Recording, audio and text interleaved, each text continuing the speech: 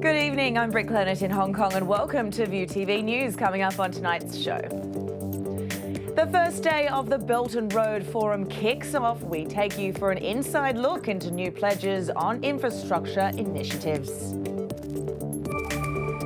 And Japan condemns North Korea for launching another missile into nearby waters, saying they are threatening the country's security.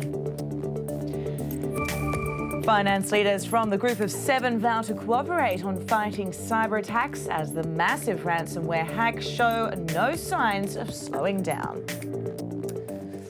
Well, Chinese President Xi Jinping has pledged an extra $113 billion in funding for Beijing's Belt and Road Initiative in his keynote speech at a two-day summit for the Global Trade Plan.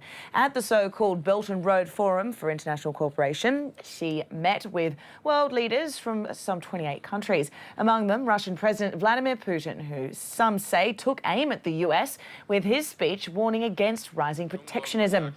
China is hoping to woo countries on board the trade and investment plan, which was unveiled back in 2013. The Chinese leader stressed the project is not about geopolitical games, but critics say it's bound to be navigated by Beijing's interests. China is willing to develop friendly cooperation with all participating countries for the Belt and Road Plan under the 5 principles of peaceful coexistence. China is willing to share our development experience, but will not interfere in internal issues of other countries. China will not export or force to promote social systems or development formats to others.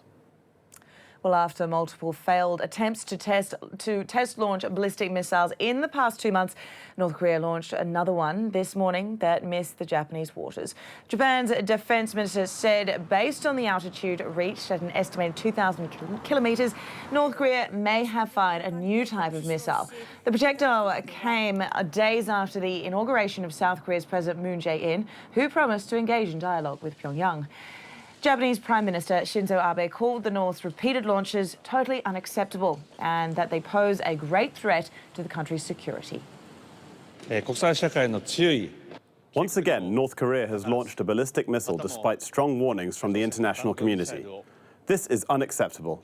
We strongly protest.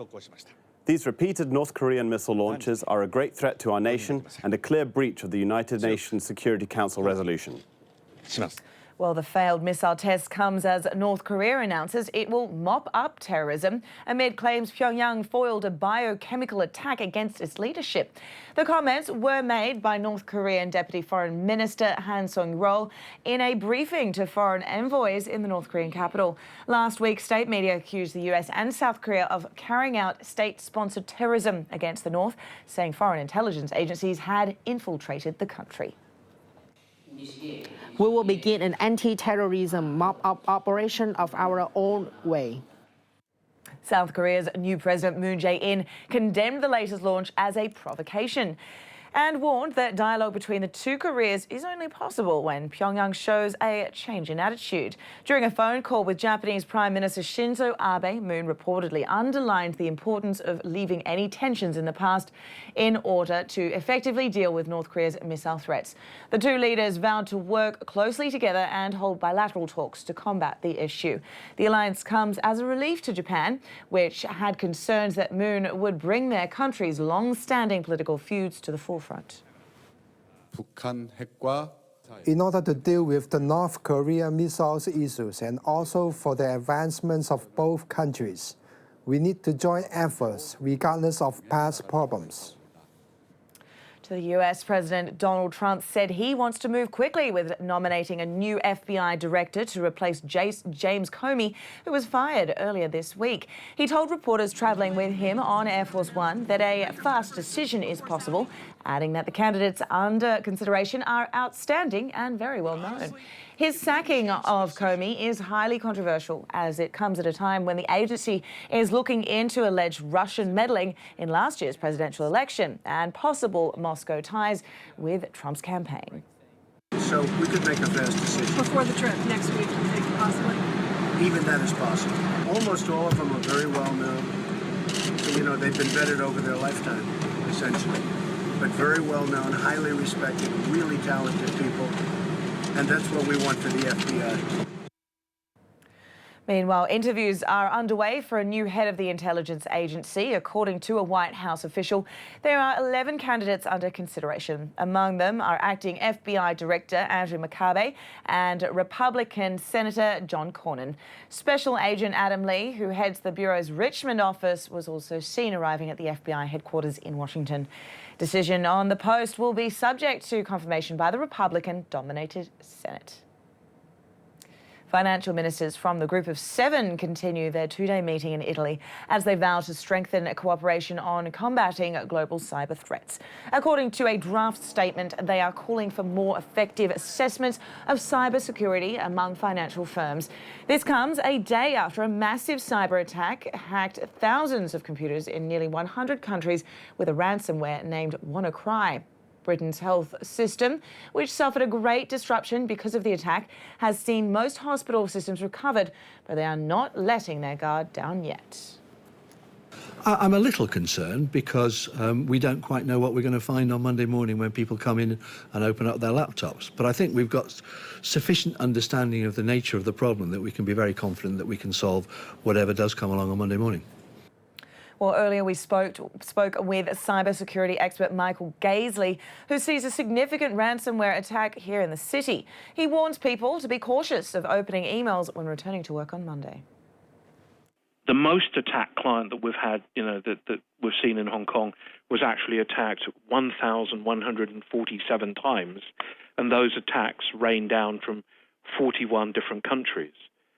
So this is one of the most significant ransomware attacks that we've ever seen. It's historic in a bad way. And we're now looking at round two, where new variants are coming in, which don't have this kill switch. Coming up next, the latest from the world of business.